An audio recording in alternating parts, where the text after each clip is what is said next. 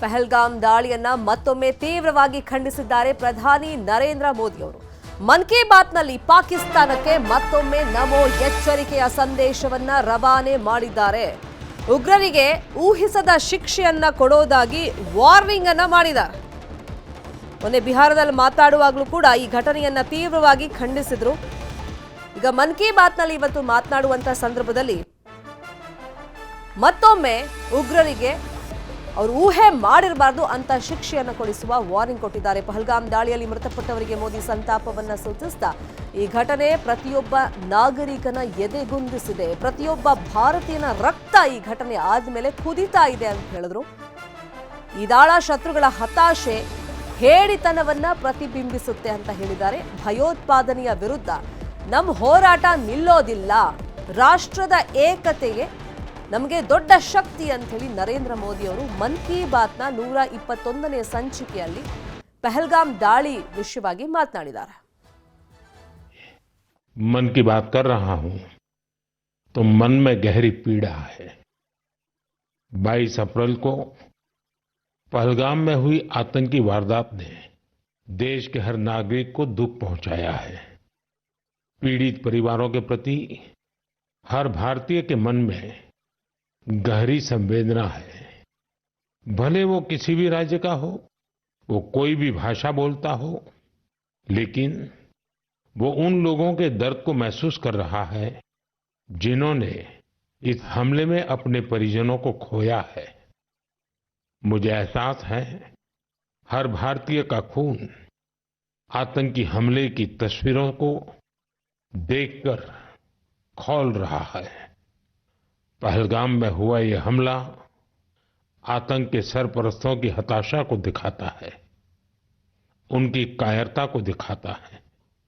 ऐसे समय में जब कश्मीर में शांति लौट रही थी, स्कूल कॉलेजों में एक वाइब्रेंसी थी, निर्माण कार्यों में अभूतपूर्व गति आई थी, लोकतंत्र मजबूत हो रहा था, पर्यटकों की संख्या में रिकॉर्ड बढ़ोतरी हो रही थी, लोगों की कमाई बढ़ रही थी, युवाओं के लिए नए अवसर तैयार हो रहे थे. देश के दुश्मनों को, जम्मू कश्मीर के दुश्मनों को ये रास नहीं आया. आतंकी और आतंक के आका चाहते हैं कश्मीर फिर से तबाह हो जाए और इसलिए इतनी बड़ी साजिश को अंजाम दिया. आतंकवाद के खिलाफ इस युद्ध में देश की एकता, 140 करोड़ भारतीयों की एकजुटता हमारी सबसे बड़ी ताकत है. यही एकता आतंकवाद के खिलाफ हमारी निर्णायक लड़ाई का आधार है. हमें देश के सामने आई इस चुनौती का सामना करने के लिए अपने संकल्पों को मजबूत करना है. हमें एक राष्ट्र के रूप में दृढ़ इच्छा शक्ति का प्रदर्शन करना है. आज दुनिया देख रही है इस आतंकी हमले के बाद पूरा देश एक स्वर में बोल रहा है. साथियों, भारत के हम लोगों में जो आक्रोश है वो आक्रोश पूरी दुनिया में है. इस आतंकी हमले के बाद लगातार दुनिया भर से संवेदनाएं आ रही हैं. मुझे भी ग्लोबल लीडर्स ने फोन किए हैं, पत्र लिखे हैं, संदेश भेजे हैं. इस जघन्य तरीके से किए गए आतंकी हमले की सबने कठोर निंदा की है. उन्होंने मृतकों के परिवारजनों के प्रति संवेदनाएं प्रकट की है. पूरा विश्व आतंकवाद के खिलाफ हमारी लड़ाई में 140 करोड़ भारतीयों के साथ खड़ा है. मैं पीड़ित परिवारों को फिर भरोसा देता हूं, उन्हें न्याय मिलेगा, न्याय मिलकर रहेगा. इस हमले के दोषियों और साजिश रचने वालों को कठोरतम जवाब दिया जाए. ಮೊನ್ನೆ ನಡೆದಂತ ಪಹಲ್ಗಾಮ್ ದಾಳಿ ವಿಷಯವಾಗಿ ನರೇಂದ್ರ ಮೋದಿ ಅವರು ಮನ್ ಕಿ ಬಾತ್ನಲ್ಲಿ ಮಾತನಾಡಿರುವಂತ ವಿಷಯಗಳಾಗಿತ್ತು. ಈ ಬಗ್ಗೆ ಇನ್ನಷ್ಟು ವಿಶ್ಲೇಷಣೆಯನ್ನು ಮಾಡೋದಕ್ಕೆ, ಡೀಟೇಲ್ಸ್ ಅನ್ನು ಕೊಡೋದಕ್ಕೆ ನೇರ ಸಂಪರ್ಕದಲ್ಲಿ ಕನೆಕ್ಟ್ ಆಗಿದ್ದಾರೆ ನಮ್ಮ ನ್ಯೂಸ್ ಎಡಿಟರ್ ರಾಘವೇಂದ್ರ ಗುಡಿ. ಮೊನ್ನೆ ಬಿಹಾರದಲ್ಲೂ ಉಗ್ರರಿಗೆ ಸ್ಪಷ್ಟವಾಗಿ ಕಠಿಣವಾದಂಥ ಸಂದೇಶವನ್ನ, ಎಚ್ಚರಿಕೆಯನ್ನ ನರೇಂದ್ರ ಮೋದಿ ಅವರು ವೇದಿಕೆ ಮೇಲಿಂದ ಕೊಟ್ಟಿದ್ರು. ಈಗ ಮನ್ ಕಿ ಬಾತ್ನಲ್ಲಿ ಘಟನೆಯನ್ನ ಮೆಲುಕು ಹಾಕ್ತಾ, ಕುಟುಂಬಸ್ಥರಿಗೆ ಸಾಂತ್ವನ ಹೇಳ್ತಾ, ಧೈರ್ಯ ತುಂಬುವಂತ ಕೆಲಸ ಮಾಡ್ತಾ ಇಡೀ ದೇಶ ಒಗ್ಗಟ್ಟಾಗಿದೆ ಈ ಸಂದೇಶವನ್ನ ರವಾನೆ ಮಾಡ್ತಾ ಈ ಭಯೋತ್ಪಾದನೆಯನ್ನು ನಾವು ಯಾವತ್ತೂ ಸಹಿಸಲ್ಲ, ಮೊನ್ನೆ ಹುಡುಕಿ ಅವ್ರನ್ನ ನಾವು ಕೊಲ್ತೀವಿ ಅನ್ನೋ ಮಾತನ್ನ ಹೇಳಿದ್ರು. ಅಂದ್ರೆ ಮತ್ತೊಮ್ಮೆ ಯಾವ ತರ ಎಚ್ಚರಿಕೆಯನ್ನ ಕೊಟ್ಟಿದ್ದಾರೆ ಮನ್ ಕಿ ಬಾತ್ ನಲ್ಲಿ ಮೋದಿ ಅವರು? ನ್ಯಾಯ ಸಿಗುತ್ತೆ, ನ್ಯಾಯ ಸಿಕ್ಕೇ ಸಿಗುತ್ತೆ.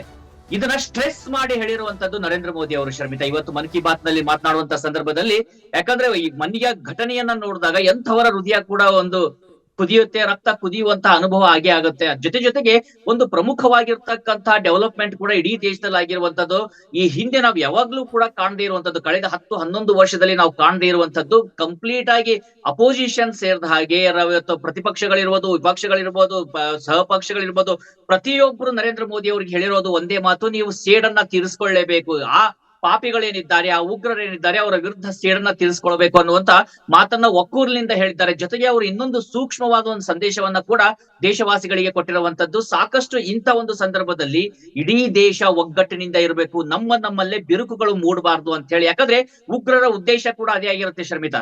ಅವ್ರು ಹೇಳಿದಂತ ಮಾತು ಹಿಂದೂಗಳ ಅಂತ ಹುಡುಕಿ ಸಾಯಿಸಿರುವಂತದ್ದು. ಯಾಕಂದ್ರೆ ದೇಶದಲ್ಲಿ ಹಿಂದೂ ಮುಸ್ಲಿಂ ಅಂತಕ್ಕಂತಹ ಏಕತೆ ಏನಿದೆ, ಅದರ ಮಧ್ಯದಲ್ಲಿ ದೊಡ್ಡ ಬಿರುಕು ಮೂಡಬೇಕು, ಆಂತರಿಕವಾಗಿ ನಮ್ಮ ದೇಶ ಒಂದು ವೀಕ್ ಆಗ್ತಾ ಹೋಗ್ಬೇಕು, ಆಂತರಿಕವಾಗಿ ನಮ್ಮ ದೇಶದ ಒಳಗಡೆ ಇಲ್ಲಿ ಜಗಳಗಳು ಶುರು ಆಗ್ಬೇಕು ಅನ್ನುವಂತ ಒಂದು ಉದ್ದೇಶ ಶತ್ರುಗಳದಿರುವಂತದ್ದು, ಆ ಉಗ್ರರಿರುವಂತದ್ದು. ಅದಕ್ಕೆ ಸರಿಯಾಗಿ ನಾವು ಕೂಡ ಅದೇ ರೀತಿಯಾಗಿ ಪ್ರತಿಕ್ರಿಯೆಯನ್ನ ಕೊಡೋದಕ್ಕೆ ಶುರು ಮಾಡಿದ್ರೆ, ಇಲ್ಲಿರ್ತಕ್ಕಂಥ ಹಿಂದೂ ಮುಸ್ಲಿಂ ಅಂತೇಳಿ ನಮಗೆ ನಾವೇ ವಿರೋಧವಾಗಿ ಮಾಡ್ತಾ ಹೋದ್ರೆ ಶತ್ರುಗಳನ್ನ ಹೊಡೆಯೋದಕ್ಕೆ ಸಾಧ್ಯ ಆಗೋದಿಲ್ಲ. ಹೀಗಾಗಿ ಶತ್ರುಗಳ ಉದ್ದೇಶವನ್ನ ಅರ್ಥ ಮಾಡ್ಕೊಳ್ಬೇಕು, ಇಡೀ ದೇಶ ಒಗ್ಗಟ್ಟಾಗಿ ನಿಲ್ಬೇಕು. ಆ ಒಗ್ಗಟ್ಟಾಗಿ ನಿಂತಾಗ್ಲೇ ನಾವು ಶತ್ರುಗಳನ್ನ ಮಟ್ಟ ಹಾಕೋದಕ್ಕೆ ಸಾಧ್ಯ ಅನ್ನುವಂತ ಮಾತನ್ನ ಕೂಡ ಇವತ್ತು ನರೇಂದ್ರ ಮೋದಿ ಅವರು ಸ್ಪಷ್ಟವಾದಂತ ಸಂದೇಶವನ್ನ ದೇಶವಾಸಿಗಳಿಗೆ ಕೊಟ್ಟಿದ್ದಾರೆ. ಪ್ರತಿಯೊಬ್ಬರು ಕೂಡ ಇದನ್ನ ಮತ್ತೆ ಕೇಳಬೇಕು. ಇನ್ನೊಂದು ಎರಡನೇ ವಿಷಯವನ್ನ ಕೂಡ ಇವತ್ತು ಪ್ರಸ್ತಾಪ ಮಾಡಿರುವಂತದ್ದು, ಸರಿಸುಮಾರಾಗಿ 15 ದೇಶಗಳ ಮುಖ್ಯಸ್ಥರು ಇಲ್ಲಿಯ ತನಕ ಪ್ರಧಾನಮಂತ್ರಿ ನರೇಂದ್ರ ಮೋದಿ ಅವರಿಗೆ ನೇರ ಕರೆ ಮಾಡಿ ಮಾತನಾಡಿದ್ದಾರೆ. ಅದರಲ್ಲಿ ಅಮೆರಿಕ ಅಧ್ಯಕ್ಷರಿದ್ದಾರೆ, ಇಂಗ್ಲೆಂಡ್ ನ ಪ್ರಧಾನಿ ಇದ್ದಾರೆ, ನಮ್ಮ ಫ್ರಾನ್ಸ್ ನ ಅಧ್ಯಕ್ಷರಿದ್ದಾರೆ, ಜರ್ಮನಿಯ ಪ್ರಧಾನಿ ಇದ್ದಾರೆ, ಜರ್ಮನಿಯ ಚಾನ್ಸಲರ್ ಇದ್ದಾರೆ, ನಮ್ಮ ಈ ಜಪಾನ್ ನ ಮುಖ್ಯಸ್ಥರಿದ್ದಾರೆ, ಜಪಾನ್ ನ ಪ್ರಧಾನಿ ಇದ್ದಾರೆ. ಹೀಗೆ ಪ್ರತಿಯೊಂದು ದೇಶದ ಮುಖ್ಯಸ್ಥರು ಕೂಡ ಕರೆ ಮಾಡಿ ಮಾತನಾಡ್ತಿದ್ದಾರೆ. ಜೊತೆಗೆ ಮೋದಿ ಹೇಳ್ತಾ ಇರೋದು ಒಂದೇ ಮಾತು: ಈ ಬಾರಿ ಶತ್ರುಗಳನ್ನ, ಅಂದ್ರೆ ಈ ಆತಂಕವಾದಿಗಳನ್ನ, ಈ ಭಯೋತ್ಪಾದಕರನ್ನ ಮಟ್ಟ ಹಾಕ್ಲೇಬೇಕು, ಅದಕ್ಕೆ ಭಾರತ ಜೊತೆಯಲ್ಲಿ ನಾವು ನಿಲ್ತೀವಿ ಅನ್ನುವಂತ ಮಾತನ್ನ ಇಡೀ ವಿಶ್ವದ ನಾಯಕರು ಇವತ್ತು ಹೇಳ್ತಿದ್ದಾರೆ. ಇದು ಕೂಡ ಭಾರತಕ್ಕೆ ಒಂದು ಮೋರಲಿ ದೊಡ್ಡ ಗೆಲುವು ಸಿಕ್ಕಾಗಂತಾಗಿರ್ಬೋದು. ಪ್ರತಿ ಸಾರಿ ಏನಾಗ್ತಾ ಇತ್ತು ಶರ್ಮಿತಾ, ನಾವು ಕೂಡ ಅಬ್ಸರ್ವ್ ಮಾಡ್ತಾ ಇದ್ವಿ. ಅದು ಬಾಲಾಕೋಟ್ ಆದಾಗಿರ್ಬೋದು, ಪಠಾಣ್ಕೋಟ್ ಆದಾಗಿರ್ಬೋದು, ಉರಿಯಲ್ಲಿ ಆದಂತ ಸಂದರ್ಭ ಇರ್ಬೋದು, ಪ್ರಪಂಚದ ಪ್ರಮುಖವಾಗಿರ್ತಕ್ಕಂಥ ದೇಶಗಳು ಭಾರತಕ್ಕೆ ಹೇಳ್ತಾ ಇದ್ದೇನೆಂದ್ರೆ ಸ್ವಯಂ ಅನ್ನ ಕಾಯ್ದುಕೊಳ್ಳಿ, ಪಾಕಿಸ್ತಾನ ಕೂಡ ನ್ಯೂಕ್ಲಿಯರ್ ಬಾಂಬ್ ಇರುವಂತಹ ದೇಶ, ಹೀಗಾಗಿ ನೀವಿಬ್ಬರ ಮಧ್ಯದಲ್ಲಿ ನಾವು ಮಧ್ಯಸ್ಥಿಕೆಯನ್ನ ಮಾಡ್ತೀವಿ, ಶಾಂತಿಯನ್ನ ಕಾಪಾಡ್ಕೊಳ್ಳಿ ಅಂತ ಹೇಳಿ ನಮಗೆ ಉಪದೇಶವನ್ನ ಮಾಡ್ತಾ ಇದ್ವು. ಆದ್ರೆ ಇವತ್ತು ಮೊದಲ ಬಾರಿಗೆ ಆ ರೀತಿಯಾದ ಉಪದೇಶ ರೀತಿಯಾಗಿರ್ತಕ್ಕಂಥ ಪದಗಳನ್ನ ನಾವು ಕೇಳ್ತಾ ಇಲ್ಲ. International water, Indus water treaty ಏನಿದೆ ಅದನ್ನ ನಿಲ್ಲಿಸಿದಾಗಲೂ ಕೂಡ ಒಂದೇ ಒಂದು ದೇಶ ಭಾರತದ ವಿರುದ್ಧ ಮಾತನಾಡಿಲ್ಲ. ಇದರಿಂದ ಪಾಕಿಸ್ತಾನ ಕೂಡ ಅರ್ಥ ಮಾಡ್ಕೋಬೇಕು, ಅದರ ಮುಖವಾಡ ಕಳಚಿ ಬಿದ್ದಿದೆ. ಇಡೀ ಪ್ರಪಂಚ ಇವತ್ತು ಪಾಕಿಸ್ತಾನ ಭಯೋತ್ಪಾದಕ ರಾಷ್ಟ್ರ ಅಂತ ಹೇಳಿ ತಿಳಿದುಕೊಂಡಿದೆ ಮತ್ತು ಅದಕ್ಕೆ ಸಂಬಂಧಪಟ್ಟ ಹಾಗೆ ಸಾಕಷ್ಟು ಇವತ್ತು ಮಾಹಿತಿ ಉಳ್ಳದ್ದಾಗಿದೆ, ಮಾಹಿತಿಯನ್ನ ಪಡೆದುಕೊಂಡಿದ್ದಾವೆ. ಇನ್ನ ಈ ದಾಳಿ ಸಂಬಂಧಪಟ್ಟ ಹಾಗೆ ನಾವು ನೋಡ್ತಾ ಇದ್ವಿ ಶರ್ಮಿತಾ, ಸಾಕಷ್ಟು ದಾಳಿ ನಡೆದ ಕೆಲ ಸಮಯದಲ್ಲಿ ನಮಗೆ ಸಂಪೂರ್ಣವಾದಂತಹ ವಿವರಗಳು ಬಯಲಾಗಿದ್ದು ಹೇಗೆ ಅನ್ನುವಂಥದ್ದು ಕೂಡ ಕುತೂಹಲಕರ ಇರ್ತದ್ದು. ಸಾಕಷ್ಟು ಎನ್ಕ್ರಿಪ್ಟೆಡ್ ಮೆಸೇಜ್ಗಳು ಇತ್ತು, ಅದನ್ನ ಒಂದು ಡಿಕೋಡ್ ಮಾಡೋದ್ರಲ್ಲಿ ಅಮೆರಿಕದ FBI ಏನಿದೆ, FBI ಕೂಡ ಭಾರತಕ್ಕೆ ಸಹಕಾರವನ್ನ ಕೊಡ್ತಾ ಇದೆ ಅಂತಕ್ಕಂಥ ಮಾಹಿತಿಗಳಿದಾವೆ. ಅದಕ್ಕೆ ಸಂಬಂಧಪಟ್ಟ ಹಾಗೆ ಇವತ್ತು FBI ಮುಖ್ಯಸ್ಥರಾಗಿರ್ತಕ್ಕಂಥ ಕಾಶ್ ಪಟೇಲ್ ಅವರು ಕೂಡ, ಅಂದ್ರೆ ಕಶ್ಯಪ್ ಪಟೇಲ್ ಅವರು ಕೂಡ ಟ್ವೀಟ್ ಮಾಡಿ ಹೇಳಿದ್ದಾರೆ, ನಾವು ಭಾರತದ ಪರವಾಗಿ ನಿಲ್ತೀವಿ ಅಂತ ಹೇಳಿ.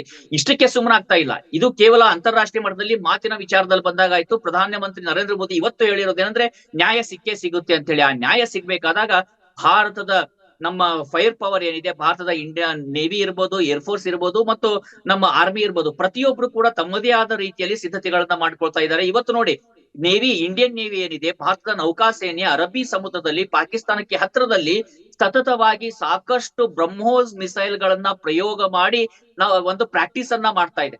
ಜೊತೆಗೆ ಒಂದು ಟ್ವೀಟ್ ನಲ್ಲಿ, ಅಂದ್ರೆ ಅವ್ರು ಮಾಡಿರುವಂತ ಒಂದು ಪೋಸ್ಟ್ ನಲ್ಲಿ ಒಂದು ಲೈನ್ ಅನ್ನ ಇವತ್ತು ಮೆನ್ಷನ್ ಮಾಡಿದೆ ನಮ್ಮ Indian navy: deep inside enemy ಟೆರಿಟರಿಗೆ ನಾವು ಹೋಗಿ ದಾಳಿಯನ್ನ ಮಾಡುವುದಕ್ಕೆ ಬೇಕಾದಂತ ಸಿದ್ಧತೆಗಳನ್ನ ನಾವು ಮಾಡ್ಕೊಂಡಿದೀವಿ. ಆ ಸಿದ್ಧತೆಗಳನ್ನ ಮತ್ತೊಂದು ಬಾರಿ ಮರುಪರೀಕ್ಷೆಯನ್ನ ಯಶಸ್ವಿಯಾಗಿ ಇವತ್ತು ಮಾಡಿದೀವಿ ಅಂತ ಹೇಳಿ. ಇವುಗಳ ಉದ್ದೇಶ ಏನು, ಇವೆಲ್ಲರೂ ನಡೀತಾ ಇರುವಂತ ಸಂಗತಿಯನ್ನ ನಾವು ಗಮನಿಸಿದಾಗ ಒಂದೊಂದು ಸ್ಪಷ್ಟವಾಗುತ್ತೆ. ಪಾಕಿಸ್ತಾನ ಊಹೆಯನ್ನ ಕೂಡ ಮಾಡ್ಕೊಳ್ಳೋದಕ್ಕೆ ಸಾಧ್ಯ ಇಲ್ಲ. ಆ ಮಟ್ಟದಲ್ಲಿ ಈ ಬಾರಿ ಭಾರತ ಪ್ರತಿಕಾರವನ್ನ ತೀರಿಸಿಕೊಳ್ಳುತ್ತೆ. ಈ ಪ್ರತಿಕಾರದ ಸಂದರ್ಭದಲ್ಲಿ ಈಗ ಆಲ್ರೆಡಿ ಒಂದ್ ರೀತಿಯಿಂದ ಪಾಕಿಸ್ತಾನ ಹೇಗಂದ್ರೆ ಪ್ರೆಗ್ನೆಂಟ್ ಇದ್ದಂಗಿದೆ, 4 ಮಕ್ಕಳು ಹುಡ್ತಾವೆ ಅಂತ ಹೇಳಿ ಮಾತುಕತೆಗಳು ಶುರುವಾಗಿದಾವೆ. ಆ 4 ಮಕ್ಕಳು ಯಾವ್ದಾಗುತ್ತೆ, ಬಲ್ಚಿಸ್ತಾನ ಆಗುತ್ತೆ, ಸಿಂಧು ದೇಶ ಆಗುತ್ತೆ, ಜೊತೆಗೆ TLP ಗೆ ಬೇಕಾದದ್ದು ಸಿಗುತ್ತೆ, ಇಲ್ಲಿ ಅಫ್ಘಾನ್ ತಾಲಿಬಾನಿಗಳಿಗೆ ಬೇಕಾಗಿರುವಂತದ್ದು ಸಿಗುತ್ತೆ. ಹಾಗೆ ಛಿದ್ರ ಆಗೋಗುತ್ತೆ. ಆ ರೀತಿಯಾದಂತಹ ಒಂದು ಸ್ಥಿತಿಗೆ ಇವತ್ತು ಪಾಕಿಸ್ತಾನ ಬಂದು ತಲುಪಿರುವಂತದ್ದು. ಇವತ್ತಿನ ಸಂದರ್ಭದಲ್ಲಿ ನೋಡಿ, ಅಲ್ಲಿಯ ಮಂತ್ರಿಗಳು ಮಾತನಾಡ್ತಾರೆ, ನಮ್ಮ ಬಳಿಯಲ್ಲಿ 130 ಅಣು ಬಾಂಬ್ಗಳಿದಾವೆ, ಇದನ್ನ ನಾವು ಇಟ್ಕೊಂಡಿರೋದೇ ಭಾರತಕ್ಕೋಸ್ಕರ, ನಾವು ದಾಳಿಯನ್ನ ಮಾಡ್ತೀವಿ ಅಂತ ಹೇಳಿ. ಭಾರತ ಕೂಡ ಅದನ್ನ ಆಂಟಿಸಿಪೇಟ್ ಮಾಡಿತ್ತು. ಅವರು ದಾಳಿ ಮಾಡುವಂತ ಸಾಧ್ಯತೆಗಳನ್ನ ಕೂಡ ತಳ್ಳಿ ಹಾಕೋದಿಲ್ಲ. ಅದಕ್ಕೆ ಬೇಕಾಗಿರ್ತಕ್ಕಂಥ ಆಂಟಿ ಬ್ಯಾಲಿಸ್ಟಿಕ್ ಮಿಸೈಲ್ ಸಿಸ್ಟಮ್ಸ್ ಇರ್ಬೋದು, S-400 ಇರ್ಬೋದು. ಅವರು ಒಂದು ವೇಳೆ ಅಲ್ಲಿ ಆ ಬಟನ್ ಅನ್ನ ಟಚ್ ಮಾಡಿದಾರಂತೆ ಗೊತ್ತಾದ್ರೆ ಸಾಕು, ಆ ಕಲ್ಪನೆಯನ್ನು ಮಾಡ್ಕೊಳ್ಳೋದಕ್ಕೆ ಸಾಧ್ಯ ಇಲ್ಲ. ಪಾಕಿಸ್ತಾನ ಕ್ಷಣ ಮಾತ್ರದಲ್ಲಿ ಅದು ಬೂದಿಯಾಗಿ ಹೋಗುತ್ತೆ. ಅದಕ್ಕೆ ಬೇಕಾಗಿರ್ತಕ್ಕಂಥ ಸಿದ್ಧತೆಗಳು, ಮಿಸೈಲ್ ಸಿಸ್ಟಮ್ ಭಾರತದ ಬಳಿಯಲ್ಲೂ ಇದ್ದಾವೆ. ಆದ್ರೆ ಅಂತಾರಾಷ್ಟ್ರೀಯ ಸಮುದಾಯ ಒಂದು ವೇಳೆ ಪಾಕಿಸ್ತಾನ ಇಂಥ ನಿರ್ಧಾರಕ್ಕೆ ಬಂದ್ರೆ ಸುಮ್ಮನಿರುತ್ತಾ? ಖಂಡಿತವಾಗಿಯೂ ಇಲ್ಲ. ಯಾಕಂದ್ರೆ ಭಾರತ ಪಾಕಿಸ್ತಾನ ಮಧ್ಯದಲ್ಲಿ ಏನಾದ್ರು ನ್ಯೂಕ್ಲಿಯರ್ ಒಂದು ವಾರ್ ಶುರು ಆದ್ರೆ ಇಡೀ ಪ್ರಪಂಚ ಅದರಿಂದ ಎಫೆಕ್ಟ್ ಆಗುತ್ತೆ. ಹೀಗಾಗಿ ಪಾಕಿಸ್ತಾನ ಇವತ್ತು ಸಂಪೂರ್ಣವಾಗಿ ಕುಸಿಯುವಂತ ಸ್ಥಿತಿಯಲ್ಲಿದೆ. ನೈತಿಕವಾಗಿರ್ಬೋದು, ಆರ್ಥಿಕವಾಗಿರ್ಬೋದು, ಮಿಲಿಟರಿ ಪವರ್ ವೈಸ್ ಇರ್ಬೋದು, ಅಥವಾ ಅಲ್ಲಿ ಇರ್ತಕ್ಕಂಥ ರಾಜಕೀಯ ಒಡಕುಗಳಿರ್ಬೋದು. ಪಾಕಿಸ್ತಾನ ಛಿದ್ರ ಆಗುವಂತ ಸಂದರ್ಭ ಬರ್ತಾ ಇದೆ. ಅವರೇ ಇದಕ್ಕೆ ಈ ಘಟನೆಯನ್ನ ಮಾಡಿ ನಾಂದಿ ಹಾಡಿದರೆ. ಆ ಮಾತುಗಳು ಇವತ್ತು ಪ್ರಧಾನಮಂತ್ರಿ ನರೇಂದ್ರ ಮೋದಿ ಅವರ ಮಾತಿನಲ್ಲಿ ಮತ್ತೊಂದು ಬಾರಿ ಸ್ಪಷ್ಟ ಆಗ್ತಾ ಇದೆ. Sharmita, fine, thank you Raghavendra. Pahalgam ದಾಳಿಗೆ ಭಾರತದಿಂದ ಪ್ರತೀಕಾರ ಹಂತ ಹಂತವಾಗಿ ತಗೊಳ್ಳಲಾಗ್ತಾ ಇದೆ. ದಾಳಿ ಮಾಡಿದಂತ ಉಗ್ರರಿಗಾಗಿ ನಿರಂತರವಾಗಿ ಶೋಧವನ್ನ ಮಾಡಲಾಗ್ತಾ ಇದೆ. ಈ ತನಕ 8 ಉಗ್ರರ ಮನೆಗಳು ಸರ್ಕಾರದಿಂದ ಉಡೀಸಾಗಿದೆ. ಸ್ಥಳೀಯರು ಇವ್ರ ಜೊತೆ ಕೈ ಜೋಡಿಸಿದ್ದಾರೆ ಭಯೋತ್ಪಾದಕರ ಜೊತೆ, ಅವರನ್ನ ಹುಡುಕಲಾಗ್ತಾ ಇದೆ.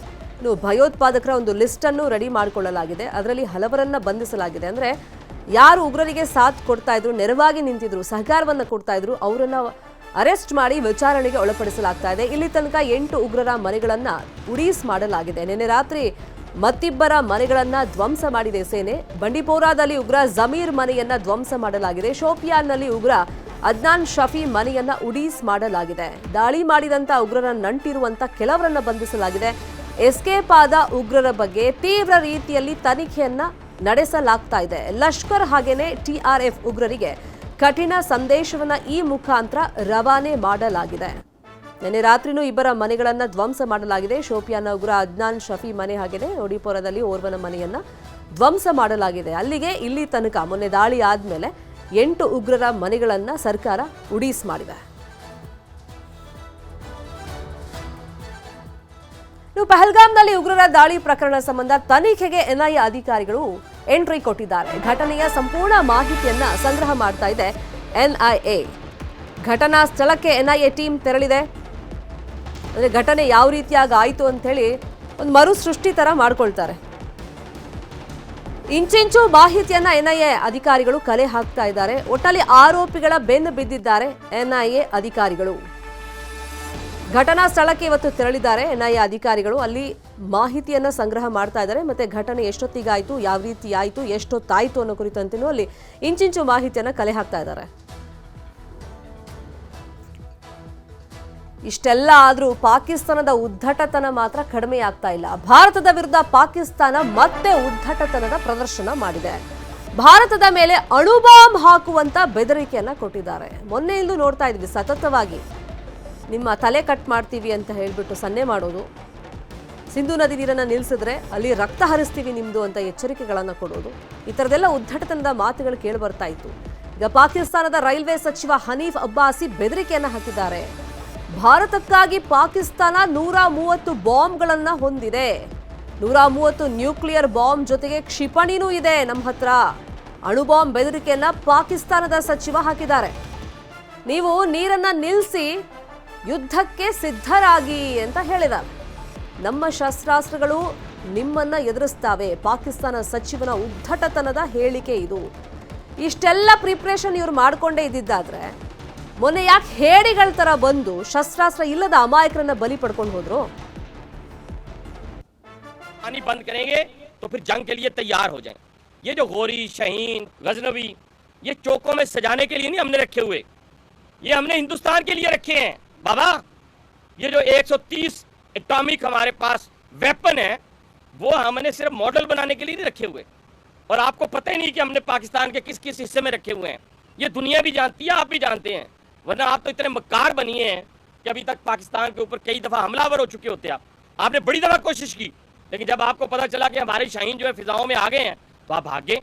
तो इसलिए मैं दोबारा दोहराने लगा हूँ, ये जो बैलिस्टिक मिसाइल हैं, ये जो क्रूज मिसाइल हैं, ये जो शाहीन है, गौरी है, ये मैं फिर दोहराने लगा हूँ, ये हमारे चौकों में नहीं है, ये हमारे बिल्कुल आप इनका रुख आपकी तरफ है और किसी की तरफ नहीं है।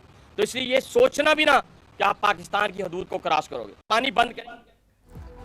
ಇದೇ ವಿಚಾರವಾಗಿ ಇನ್ನಷ್ಟು ಡೀಟೇಲ್ ಆಗಿ ಇನ್ಫಾರ್ಮೇಶನ್ ಕೊಡ್ತಾ ಹೋಗೋದಕ್ಕೆ ಒಂದ್ಸತಿ ನೇರ ಸಂಪರ್ಕದಲ್ಲಿ ಕನೆಕ್ಟ್ ಆಗಿದ್ದಾರೆ ನಮ್ಮ ನ್ಯೂಸ್ ಎಡಿಟರ್ ರಾಘವೇಂದ್ರ ಗುಡಿ. ಎಷ್ಟು ಉದ್ದಟತನದ ಮಾತು, ಹೇಡಿಗಳ ತರ ನುಗ್ತಾರೆ, ಏಕಾಏಕಿ ಬಂದು ಅಮಾಯಕರ ಪ್ರವಾಸಿಗರ ಪ್ರಾಣ ತೆಗೆದು ಹೋಗ್ತಾರೆ. ಭಯೋತ್ಪಾದಕರು ಬಂದು ಅವ್ರಿಗೆ ಸಪೋರ್ಟ್ ಆಗಿ ನಿಲ್ಲೋದು ಇದೇ ಮಂತ್ರಿಗಳು.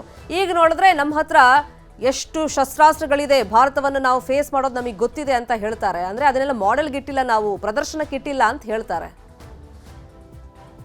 ಈ ಕೈಲಾಗದವ ಮೈ ಪರ್ಚ್ಕೊಂಡಂತ ಒಂದ್ ಮಾತಿದೆಯಲ್ಲ ಶರ್ಮಿತಾ, ಎಕ್ಸಾಕ್ಟ್ಲಿ ಇಂಥವ್ರು ನೋಡಿನೇ ಆ ಗಾದೆ ಮಾತನ್ನ ಹುಟ್ಟಾಕಿರೋದು ಅನ್ಸುತ್ತೆ. ಯಾಕಂದ್ರೆ ಇವರ ಬಳಿಯಲ್ಲಿ ವಾಸ್ತವಿಕವಾಗಿ ನೋಡಿದಾಗ ಅಷ್ಟು ಫೈರ್ ಪವರ್, ಯಾವ ರೀತಿಯಾದಂತ ಫೈರ್ ಪವರ್ ಇದೆ, ಯಾವ ರೀತಿಯಾಗಿರ್ತಕ್ಕಂತ ಒಂದು ರೆಸಿಸ್ಟೆನ್ಸ್ ಪವರ್ ಇದೆ ಅನ್ನೋದನ್ನ ನೋಡ್ಬೇಕಾಗತ್ತೆ. ಅಮಾಯಕರ ಮೇಲೆ ಬಂದು ಗುಂಡಿನ ದಾಳಿಯನ್ನು ನಡೆಸೋದು ಕೇವಲ ಭಾರತದ ಮೇಲೆ ಇರತಕ್ಕಂತ ಅಮಾಯಕರಲ್ಲ, ಪಾಕಿಸ್ತಾನದ ಗಡಿಯಲ್ಲೇ ಇರ್ತಕ್ಕಂಥ ಬಲೂಚಿಗಳನ್ನ ಯಾವ ರೀತಿಯಾಗಿ ಹಿಂಸಾಚಾರವನ್ನ ಮಾಡ್ತಾರೆ ಅಲ್ಲಿಯ ಪಾಕಿಸ್ತಾನಿ ಸೇನೆ.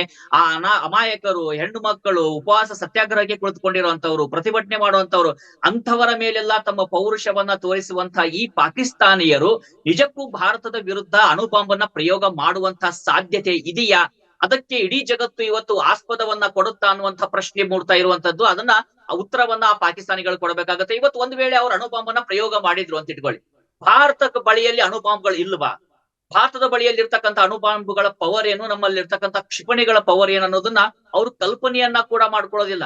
ನಮ್ಮ ದೇಶದಿಂದ ಒಂದು ಬೈ ಮಿಸ್ ಆಗಿ ಕಳೆದ 2-3 ವರ್ಷಗಳ ಹಿಂದೆ ಒಂದು ಬ್ರಹ್ಮೋಸ್ ಮಿಸೈಲ್ ಪಾಕಿಸ್ತಾನದ ಗಡಿ ಒಳಗೆ 5-6 ಕಿಲೋಮೀಟರ್ ಒಳಗಡೆ ಹೋಗುತ್ತೆ. ಅವ್ರಿಗೆ ಅದು ಬಂದಿರೋದೇ ಗೊತ್ತಾಗೋದಿಲ್ಲ. ಬಿತ್ತ ಮೇಲೆ ಹೋಗಿ ಅದನ್ನ ಪ್ರಯೋಗ, ಅದನ್ನ ಒಂದು ತಪಾಸಣೆ ಮಾಡೋದಕ್ಕೆ ಅಲ್ಲಿಯ ಸೇನೆ ಹೋಗುತ್ತೆ. ಭಾರತ ಹೇಳ್ತು ಬೈ ಮಿಸ್ ಆಗಿ ಬಂತು ಅಂತ ಅವ್ರು ಸುಮ್ಮನಾಗ್ಬೇಕಾಯ್ತು. ಅಂತ ಸ್ಥಿತಿ ಪಾಕಿಸ್ತಾನದಲ್ಲಿ ಇರುವಂತದ್ದು. ಅವರ ಆರ್ಥಿಕ ಸ್ಥಿತಿಯನ್ನ ನೋಡಿ, ಕೇವಲ $10 ಬಿಲಿಯನ್ ಅವರ ಫಾರಿನ್ ರಿಸರ್ವ್ ಅಲ್ಲಿ ಇರುವಂತದ್ದು. ಯುದ್ಧ ಆಗಿ ಏನಾದ್ರೂ ಆದ್ರೆ ಇವತ್ತು ಒಂದು ಕೆಲವು ತಿಂಗಳ ಕಾಲ ಯುದ್ಧಗಳು ಸಸ್ಟೇನ್ ಆಗೋದಾದ್ರೆ ಪಾಕಿಸ್ತಾನಕ್ಕೆ ಎಷ್ಟು ಪವರ್ ಇದೆಯಾ? ಇವತ್ತು ಪಾಕಿಸ್ತಾನದ ವಿದೇಶಾಂಗ ಸಚಿವ ಚೈನಾದ ರಾಯಭಾರಿಯನ್ನ ಪಾಕಿಸ್ತಾನದಲ್ಲಿ ಭೇಟಿ ಮಾಡಿ ಸುಮಾರು 10 ಮಿಲಿಯನ್ ಯುವಾನ್ ನಷ್ಟು ಸಾಲವನ್ನ ಕೇಳಿದ್ದಾರೆ. ನಮಗ್ ಸಾಲ ಕೊಡಿ, ಏನೋ ಯುದ್ಧ ಆಗ್ಬೋದು ಅಂತ ಹೇಳಿ ಸಾಲ ಮಾಡಿ ಯುದ್ಧ ಮಾಡಬೇಕಾಗಿರ್ತಕ್ಕಂಥ ಪರಿಸ್ಥಿತಿಯಲ್ಲಿ ಇರುವಂತದ್ದು ಪಾಕಿಸ್ತಾನ. ಅದರ ಸೇನೆಯ ಮನೋಬಲ ಇದೆಯಾ? ಯಾಕಂದ್ರೆ ಮೊರಾಲಿಟಿನೇ ಇಲ್ಲ ಅಲ್ಲಿಯ ಒಂದು ಸೇನೆಗೆ, ಅಲ್ಲಿಯ ಆ ದೇಶಕ್ಕೆ ಮೊರಾಲಿಟಿನೇ ಇಲ್ಲ ಅಂದ ಮೇಲೆ ಯಾವ ರೀತಿಯಾದ ಒಂದು ಯುದ್ಧವನ್ನ ಮಾಡೋದಕ್ಕೆ ಸಾಧ್ಯ ಆಗುತ್ತೆ? ಒಂದೇ ಒಂದು ಕ್ಷಿಪಣಿ ಅಲ್ಲಿಂದ ಶುರುವಾದ್ರೆ ನಮಗೆ 1999 ಕಾರ್ಗಿಲ್ ವಾರ್ ಸಂದರ್ಭದಲ್ಲಿ ಅವತ್ತಿನ ಡಿಫೆನ್ಸ್ ಮಿನಿಸ್ಟರ್ ಆದಂತ ಜಾರ್ಜ್ ಫರ್ನಾಂಡಿಸ್ ಅವರು ಹೇಳಿದಂತ ಒಂದು ಮಾತು ನೆನಪಾಗುತ್ತೆ. ಆ ಸಂದರ್ಭದಲ್ಲೂ ಕೂಡ ನಾವು ಅಣುಬಾಂಬನ್ನ ಪ್ರಯೋಗ ಮಾಡ್ತೀವಿ ಅಂತ ಹೇಳಿ ಪಾಕಿಸ್ತಾನ ಹೇಳ್ತಾ ಇತ್ತು. ಅಮೆರಿಕನೋ ಅಥವಾ ಇಂಗ್ಲೆಂಡ್ ನಲ್ಲಿ ಇದ್ದಂತ ಆ ಸಂದರ್ಭಕ್ಕೆ ಭೇಟಿ ಕೊಟ್ಟಂತ ನಮ್ಮ ರಕ್ಷಣಾ ಸಚಿವರಾಗಿದ್ದಂತ ಜಾರ್ಜ್ ಫರ್ನಾಂಡಿಸ್ ಅವ್ರನ್ನ ಇದೇ ಪ್ರಶ್ನೆಯನ್ನ ಕೇಳಲಾಗುತ್ತೆ. ಅವ್ರು ಹೇಳೋದು ಒಂದೇ ಮಾತು, ಅವರು ಟ್ರೈ ಮಾಡ್ಲಿ, 10 ನಿಮಿಷದಲ್ಲಿ ನಾವು ಇಡೀ ಭೂಮಿಯಿಂದ ಅವರ ಮ್ಯಾಪ್ ನಿಂದ ಪಾಕಿಸ್ತಾನವನ್ನ ಅಳಿಸ್ಬಿಡ್ತೀವಿ ಅಂತ ಹೇಳಿ. ಅಷ್ಟು ಪವರ್ ಇವತ್ತು ಭಾರತದ ಬಳಿಯಲ್ಲಿ ಇರ್ತಕ್ಕಂಥದ್ದು. ಹೀಗಾಗಿ ಅವರು ಹೇಳಿಕೆಗಳನ್ನ ಕೊಡ್ತಾ ಇದ್ದಾರೆ. ನೀವು ನೀರನ್ನ ನಿಲ್ಸಿ ಅಂದ್ರು, ಆಲ್ರೆಡಿ ನಾವು ಚೆನಾಬ್ ರಿವರ್ ಅಲ್ಲಿ ನೀರನ್ನ ನಿಲ್ಸಾಗಿದೆ. ಈಗ ನಿನ್ನೆ ಹೇಳದೆ ಕೇಳದೆ ಝೇಲಂ ನದಿಯಿಂದ ನೀರನ್ನ ಬಿಟ್ಟಾಗಿದೆ. ಯಾಕಂದ್ರೆ ಆ ಒಪ್ಪಂದದ ಪ್ರಕಾರ ಏನಿತ್ತು, ವಾಟರ್ ಡೇಟಾವನ್ನ ಶೇರ್ ಮಾಡ್ಕೊಳ್ಬೇಕು. ಅಂದ್ರೆ ಇಲ್ಲಿ ಮಳೆ ಜಾಸ್ತಿ ಆಗ್ತಾ ಇದೆ, ನಾವು ನೀರನ್ನ ಬಿಡ್ಬೋದು, ನೀವು ಎಚ್ಚರವನ್ನ ವಹಿಸಿ. ಈ ಬಾರಿ ಮಳೆ ಕಡಿಮೆ ಆಗ್ತಾ ಇದೆ, ಬರಗಾಲ ಬರ್ಬೋದು, ನೀವು ಅದಕ್ಕೆ ಸಿದ್ಧತೆಯನ್ನ ಮಾಡ್ಕೊಳ್ಳಿ, ನಾವು ನೀರನ್ನ ಬಿಡ್ತಾ ಇದೀವಿ. ಪ್ರತಿಯೊಂದರ ಮಾಹಿತಿಯನ್ನ ಅವ್ರು ಕೊಡ್ಬೇಕಿತ್ತು. ಈಗ ಆ ಒಂದು ಒಪ್ಪಂದವನ್ನ ರದ್ದು ಮಾಡಿದೆ ಭಾರತ. ಆ ಕಾರಣದಿಂದಾಗಿ ನಿನ್ನೆ ಝೇಲಂ ನದಿಯಲ್ಲಿ ನೀರನ್ನ ಬಿಟ್ಟಿದೆ ಭಾರತ, ನಮ್ಗೆ ಇಲ್ಲಿ ಪ್ರವಾಹ ಬಂದಿದೆ ಅಂತ ಹೇಳಿ ಅದೇ ಪಾಕಿಸ್ತಾನದ ಮಾಧ್ಯಮಗಳು ಅಲವತ್ತುಕೊಳ್ತಾ ಇದಾವೆ. ಒಂದು ಕಡೆಯಿಂದ ಚೆನಾಬ್ ರಿವರ್ ಇಂದ ನೀರು ಹೋಗ್ತಾ ಇಲ್ಲ, ಚೆನಾಬ್ ನದಿಯಿಂದ, ಮತ್ತೊಂದು ಕಡೆ ಝೇಲಂ ನದಿಯಿಂದ ನೀರು ಹೋಗಿದೆ ಅಂತ ಪಾಕಿಸ್ತಾನಿಯರು ಹೇಳ್ತಾ ಇದ್ದಾರೆ. ಭಾರತ ಈ ಬಗ್ಗೆ ಯಾವುದೇ ರೀತಿಯಂತ ಮಾಹಿತಿಯನ್ನು ಅಧಿಕೃತವಾಗಿ ಕೊಟ್ಟಿಲ್ಲ. ಹೀಗಾಗಿ ನಾವು ಇದನ್ನ ಸತ್ಯ ಅಥವಾ ಸುಳ್ಳು ಅಂತ ಹೇಳೋದಕ್ಕೆ ಸಾಧ್ಯ ಇಲ್ಲ. ಆದ್ರೆ ಪಾಕಿಸ್ತಾನಿಯರು ಈ ರೀತಿಯಾಗಿ ಹೇಳ್ತಾ ಇರುವಂತದ್ದು, ನೀರ್ ಬಿಟ್ಟರೂ ಸಮಸ್ಯೆ, ನೀರನ್ನ ತಡೆದ್ರೂ ಸಮಸ್ಯೆ, ಹೇಗೆ ಆ ದೇಶ ಬದುಕುತ್ತೆ? ಅದಕ್ಕೆ ನಾವು ಹೇಳ್ತಾ ಇರುವಂತದ್ದು, ಭಾರತ ಮಾತ್ರ ಅಲ್ಲ, ಪ್ರಪಂಚ ಇವತ್ತು ನೋಡ್ತಾ ಇರುವಂತದ್ದು ಏನಂದ್ರೆ, ಒಂದು ಹೊಸ ದೇಶ ಹುಟ್ಟಿಕೊಳ್ಳುತ್ತೆ. ಮುಂದಿನ IPL ನಲ್ಲಿ 10 ತಂಡಗಳಲ್ಲ 11ನೇ ತಂಡ ಕೂಡ ಸೇರ್ಕೊಳ್ಳುತ್ತೆ ಒಂದು ಅನ್ನುವಂತ ಮಾತುಗಳು ಬರ್ತಾ ಇರುವಂತದ್ದು. ಆ 11ನೇ ತಂಡ ಯಾವ್ದಾಗಿರುತ್ತೆ ಅಂತ ಹೇಳಿ ಆಲ್ರೆಡಿ ಎಲ್ರಿಗೂ ಗೊತ್ತಾಗಿರುತ್ತೆ. ಆ ರೀತಿಯಾದಂತ ಸಂದರ್ಭ ಇದೆ. ಇವತ್ತು POK ಭಾರತಕ್ಕೆ ಬರುವಂತ ಸಂದರ್ಭ ಬಂದಿದೆ. ಅದೇ ರೀತಿಯಾಗಿ ಬಲೂಚಿಸ್ತಾನ ಹುಟ್ಟುವಂತ ಸಂದರ್ಭ ಬಂದಿದೆ. ಸಿಂಧೂ ದೇಶ ಉದಯವಾಗುವಂತ ಸಂದರ್ಭ ಬಂದಿದೆ. ಅದೆಲ್ಲದಕ್ಕೂ ಪಾಕಿಸ್ತಾನ ಸಿದ್ಧ ಇದೆಯಾ? ಇದೇ ರೀತಿ ಹೇಳಿಕೆಗಳನ್ನ ಕೊಡುವಂತ ಇಲ್ಲಿಯ ಮಂತ್ರಿಗಳು, ಇಲ್ಲಿಯ ಸೇನಾಧಿಕಾರಿಗಳು ತಮ್ಮ ಕುಟುಂಬವನ್ನ ನಿನ್ನೆಯಿಂದ ಚಾರ್ಟರ್ ಫ್ಲೈಟ್ ಅನ್ನ ಮಾಡಿ ಇಂಗ್ಲೆಂಡ್ಗೆ ಕಳಿಸ್ತಾ ಇದ್ದಾರೆ. ಅಂದ್ರೆ ಜನಸಾಮಾನ್ಯರು ಸಾಯ್ಲಿ, ನಮ್ಮ ಕುಟುಂಬ ಸರಿ ಇರ್ಲಿ ಅನ್ನುವಂತ ಉದ್ದೇಶ ಇರುವಂತ ಆ ದೇಶ ಉಳಿಯೋದಕ್ಕೆ ಸಾಧ್ಯ ಅನ್ನುವಂತ ಪ್ರಶ್ನೆ ಇದೆ. ಉಳಿಯೋದಕ್ಕೆ ಸಾಧ್ಯನೇ ಇಲ್ಲುವಂತ ಲಕ್ಷಣಗಳು ಕೂಡ ಈಗ ಭಾರತೀಯ ಸೇನೆಯನ್ನ ನೋಡಿದ್ರೆ ಕಾಣಿಸ್ತಾ ಇದೆ. Sharmita, fine, thank you Raghavendra Gudi ತಮ್ಮೆಲ್ಲ ಇನ್ಫಾರ್ಮೇಶನ್ಗೆ.